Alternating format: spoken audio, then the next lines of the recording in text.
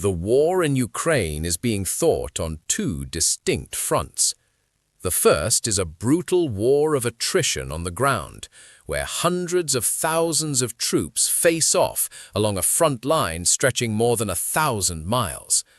The second is unfolding in the skies, where both sides hammer each other night after night with long-range missiles and swarms of unmanned aerial vehicles, UAVs.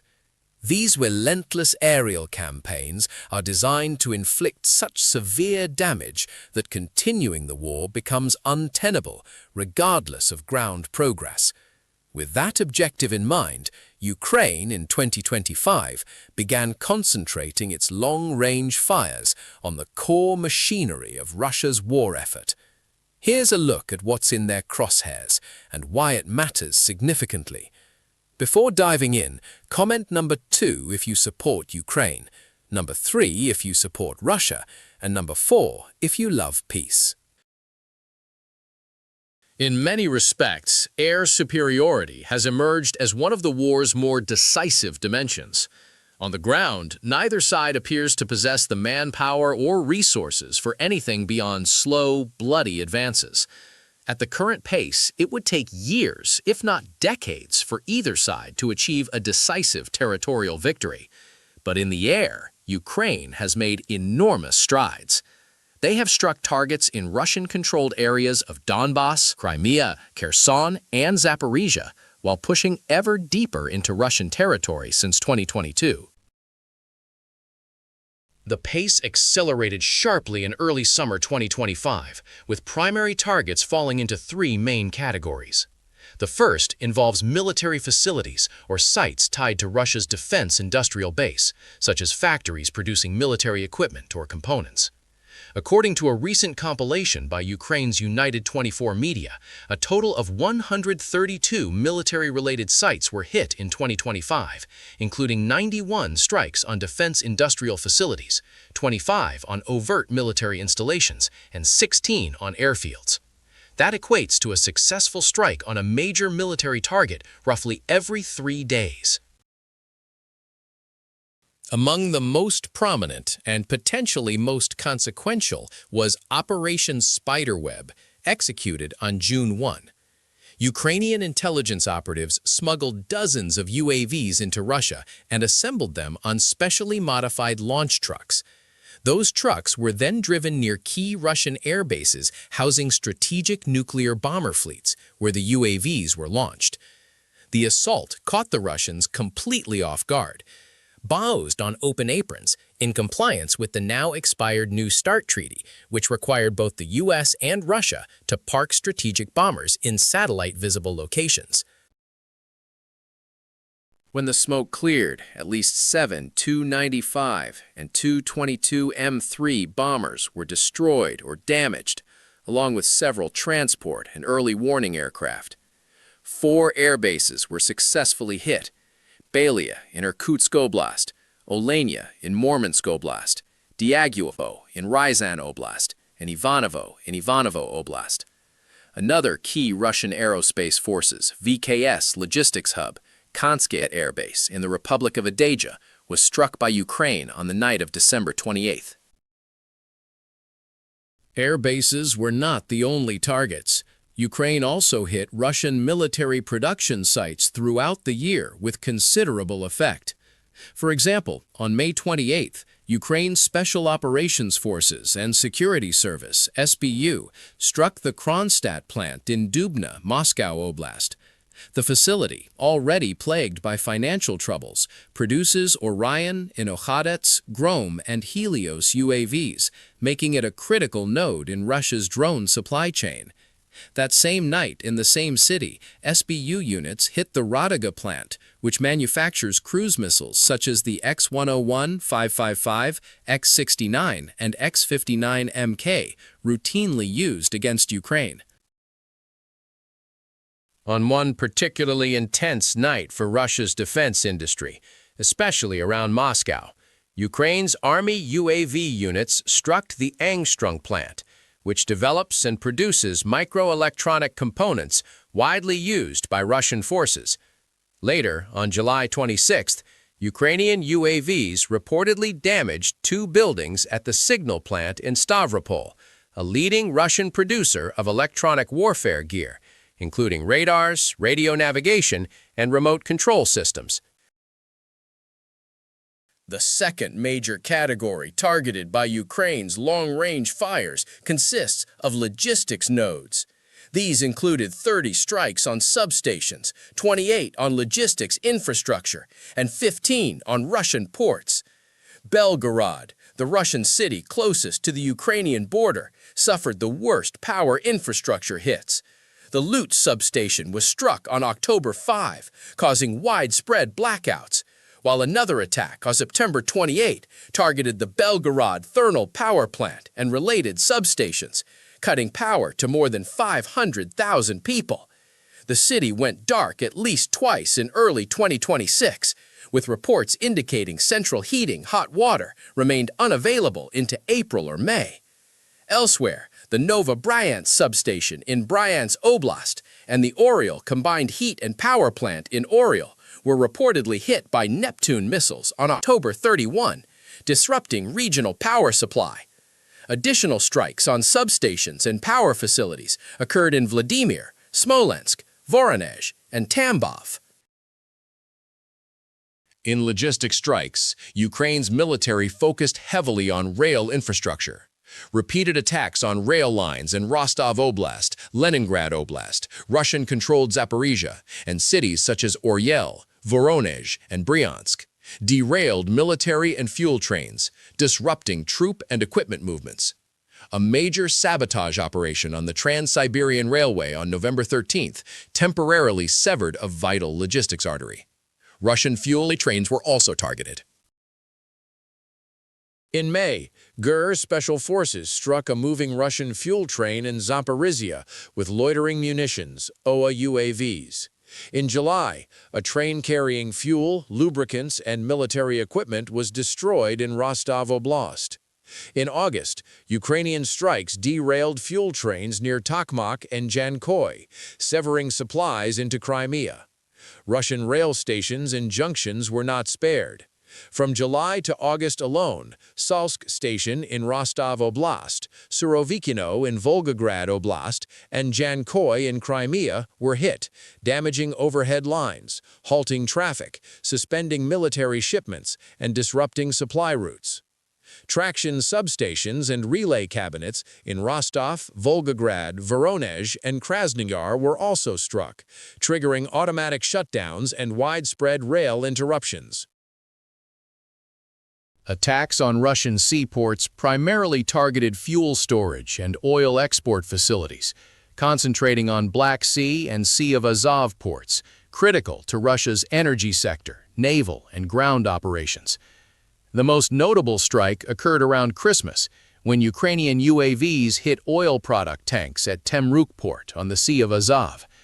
Two large fuel tanks caught fire at the southern port, burning an area of approximately 2,000 square feet. 6 weeks earlier, a Ukrainian UAV strike damaged an oil depot and a civilian vessel at Novorossiysk port near Krasnodar Krai, temporarily halting exports from Russia's largest Black Sea oil terminal. In fact, strikes on Russian energy infrastructure represent the third, and in many ways highest priority and most consequential category of Ukraine's long-range fires. According to United 24 reporting, Ukraine struck Russian oil refineries 88 times, oil storage sites 28 times, and gas infrastructure 6 times in 2025. For instance, the Makhachkala refinery in Dagestan was hit on the night of October 21, damaging a processing unit supplying fuel to Russia's Caspian fleet. On December 14th, at least 3 refineries were struck in separate locations. The Afipsky refinery in Krasnodar Krai, a major facility with 6.25 million tons annual capacity, the Uryupinsk oil depot in Volgograd Oblast, and the Slavneft Yanos refinery in Yaroslav Oblast. Alongside the Temryuk tank strike, Ukraine hit the Novoshakhtinsk refinery in Rostov Oblast with Storm Shadow missiles on Christmas Day. Yet some strikes cut even deeper into Russia's military core.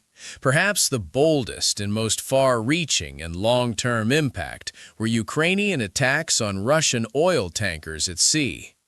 These vessels form part of Russia's so-called shadow fleet, which continues transporting Russian oil despite Western sanctions.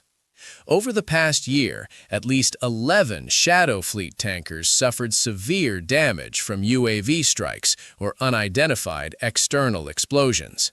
The SBU claimed responsibility for 4, while declining to deny the rest, signaling intent to inflict major harm on Russia's seaborne crude export revenue. The tanker campaign began in late December 2024, when the Ursa Major, a cargo ship owned by a firm linked to Russia's defense ministry, sank in the Mediterranean after multiple explosions. Attacks continued through the early winter months of 2025. The crude tanker Sea Charm was damaged mid-January near Ceyhan, Turkey. Grace Ferrum was hit off Libya in early February. Sea Jewel was struck at Savona, Italy on February 15th, and the Koala tanker suffered explosion damage while docked at Ust-Luga on the Baltic. While explosion causes remain murky in many cases, experts believe limpet mines, small, powerfully magnetized explosives attached to hulls, are likely responsible. As the war progressed, Ukraine rapidly upgraded its naval drone capabilities, which came into full force in the second half of the year. In June, the Greek-managed crude tanker Villamora suffered an explosion off Libya while carrying 1 million barrels. It had to be towed to southern Greece for repairs. 2 weeks later, on July 6th, the Greek-managed Eco Wizard was hit by 2 explosions minutes apart. On November 27th, the Panama-flagged Mersin, managed by Istanbul-based Beşiktaş Shipping, was damaged off Senegal after 4 external explosions while anchored near Dakar. The blasts flooded the engine room, triggering a distress signal, emergency response, and successful crew evacuation with no injuries. Although Ukraine did not claim responsibility and naval authorities denied naval drone involvement, subsequent events strongly suggest Ukrainian naval drones, especially the upgraded Sea Baby, were responsible.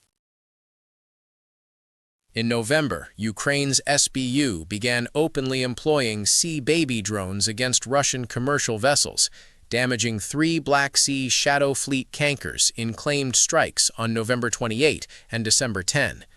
These were followed by an aerial UAV strike on a tanker in the Mediterranean on December 19th, the first openly acknowledged attacks on commercial shipping in the war. Combined, the strikes removed or severely damaged at least 11 Shadow Fleet tankers in 2025, including 8 crude carriers. The loss of these tankers deals a serious financial blow to Russia. Although most Shadow Fleet vessels are estimated to be about 15 years old, replacing one costs roughly $59 million.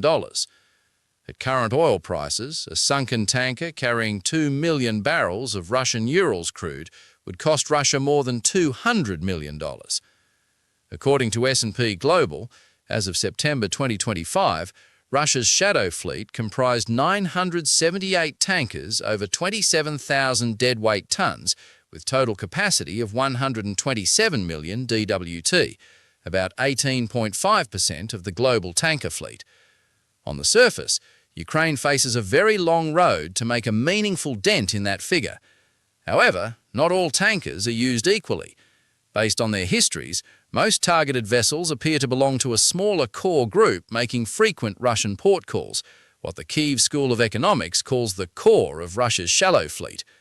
If accurate, the damaged or disabled tankers may represent up to 10% of that core fleet, a potentially significant economic outcome.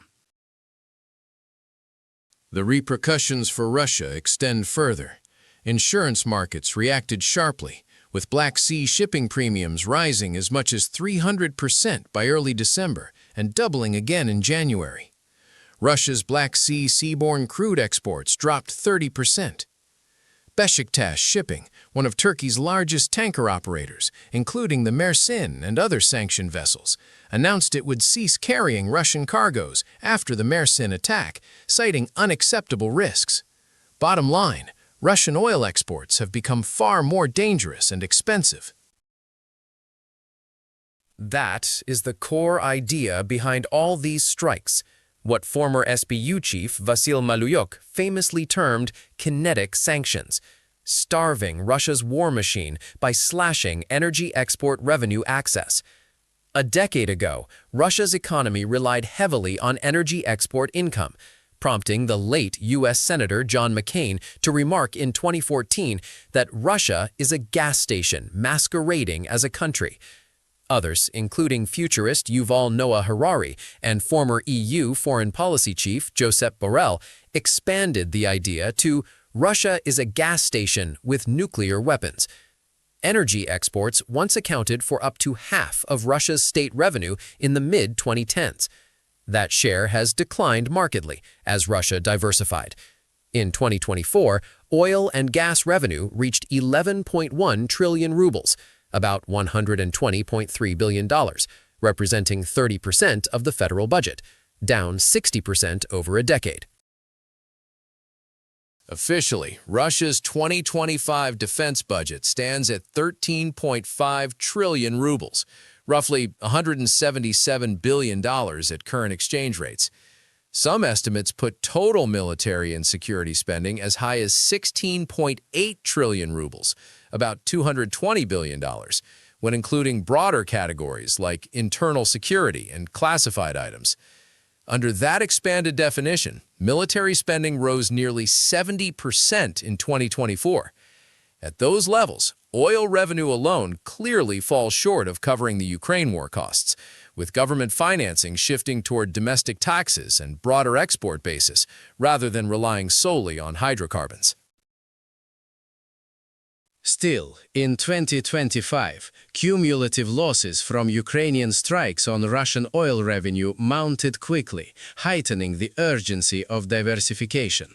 According to Yevgeny Baravikov, deputy CEO of Russia's leading insurance broker Mainz, the Russian oil sector suffered more than $13 billion in direct and indirect losses from Ukrainian UAV attacks in 2025. Direct financial damage to oil and gas facilities from UAV and missile strikes exceeded 100 billion rubles, about $1.3 billion, with lost revenue and indirect effects pushing the total beyond 1 trillion rubles, roughly $13.1 billion at current rates. Consulting firm Argus reported a sharp drop in pipeline crude deliveries to Russian refineries, hitting a 15-year low. In 2025, Russian refineries received 228.34 million tons of crude, 1.6% less than in 2024. Domestic refining output fell 1.7% to 262.3 million tons. Russian insurers also faced a surge in terrorism and sabotage claims, with payouts in those categories exceeded collected premiums, per a February 2026 Kommersant report. It would be easy to conclude that kinetic sanctions are working and Ukraine is winning the air war. Together with countless Western sanctions, Ukraine's long-range strikes appear to be slowly driving Russia toward an inability to fund its war. Yet the air war has two sides, and a major shift in perspective is needed when examining damage from Russia's retaliatory strikes on Ukraine. In 2025, the scale of Russia's nightly bombardments consistently dwarfed Ukraine's, often by multiples, and intensified markedly in the second half of the year. That was retaliation for Ukraine's summer strikes on Russian oil infrastructure, which briefly caused gasoline shortages, export bans, and long lines at Russian fuel stations. According to United 24 data, Russia launched roughly 2,400 missiles and more than 100,000 UAVs of various types in long-range strikes during 2025. Both sides routinely claim interception rates above 90%, implying about 10,000 long-range UAVs and 240 missiles reached targets over the year. Those figures are sobering compared with Ukraine's, especially given Russia's vastly larger population and sprawling territory, which make inflicting meaningful, lasting damage far harder for Ukraine. Tight Russian control over strike outcomes in Ukraine makes precise assessment of damage to Ukrainian military infrastructure and defense industry difficult. Yet the fact that Ukraine's UAV production occurs under extreme secrecy to evade Russian strikes speaks volumes. By contrast, Russian UAV plants like Kronstadt and Alabuga sit exposed for Ukrainian drone operators to target.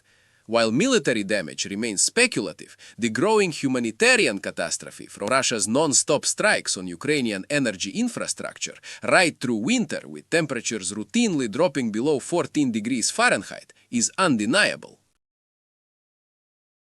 By January 2026, Ukraine's available generating capacity had fallen from 33.7 gigawatts to about 14 gigawatts, roughly one-third of pre-conflict levels, including destruction of 90% of thermal power output, damage to 50% of hydroelectric facilities, and destruction of 40%. Long-term energy reconstruction needs are estimated at $68 billion, with nightly attacks continuing unabated. Basics like electricity, heating, clean water, and sewage have become luxuries for most ordinary Ukrainians. More than 600,000 Kiev residents, about one-fifth of the city's population, reportedly heeded Mayor Vitaly Klitschko's call to leave during winter. Emergency rolling blackouts have run nationwide for weeks with no end in sight, leaving most areas lucky to get 4 hours of power per day.